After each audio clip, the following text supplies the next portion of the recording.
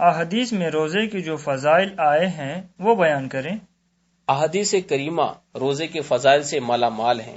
حضور پرنور سید عالم سرور اکرم صلی اللہ تعالی علیہ وسلم ارشاد فرماتے ہیں، جب رمضان آتا ہے آسمان کے دروازے کھول دیے جاتے ہیں، اور ایک روایت میں ہے کہ رحمت کے دروازے کھول دیے جاتے ہیں اور جہنم کے دروازے بند کر دیے جاتے ہیں اور شیاطین زنجیروں میں جکڑ دیے جاتے ہیں۔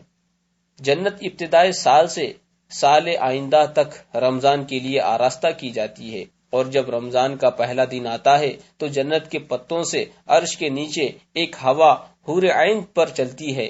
وہ کہتی ہیں، اے رب تو اپنے بندوں سے ہمارے لیے ان کو شوہر بنا جن سے ہماری آنکھیں ٹھنڈی ہو اور ان کی آنکھیں ہم سے ٹھنڈی ہو۔ جنت میں 8 دروازے ہیں، ان میں سے ایک دروازے کا نام ریان ہے۔ اس دروازے سے وہی جائیں گے جو روزہ رکھتے ہیں۔ روزہ دار کے لیے وہ خوشیاں ہیں، ایک افطار کے وقت اور ایک اپنے رب سے ملنے کے وقت، اور روزے دار کے منہ کی بو اللہ عز و جل کے نزدیک مشک سے زیادہ پاکیزہ ہے۔ رمضان المبارک کا مہینہ وہ مہینہ ہے کہ اس کا اول رحمت ہے اور اس کا اوسط درمیانہ حصہ مغفرت ہے اور آخری جہنم سے آزادی۔ روزہ اللہ عز و جل کے لیے ہے، اس کا ثواب اللہ عز و جل کے سوا کوئی نہیں جانتا۔ ہر شے کے لیے زکوٰۃ ہے، اور بدن کی زکوٰۃ روزہ ہے اور نصف صبر۔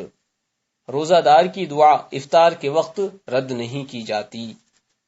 اگر بندوں کو معلوم ہوتا کہ رمضان کیا چیز ہے تو میری امت تمنا کرتی کہ پورا سال رمضان ہی ہو۔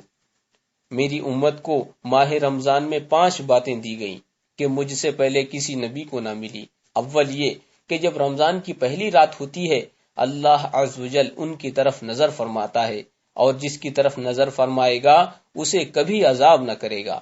دوسری یہ کہ شام کے وقت ان کی منہ کی بو اللہ عز و جل کے نزدیک مشک سے زیادہ اچھی ہے۔ تیسری یہ کہ ہر دن اور رات میں فرشتے ان کے لیے استغفار کرتے ہیں۔ چوتھی یہ کہ اللہ عز و جل جنت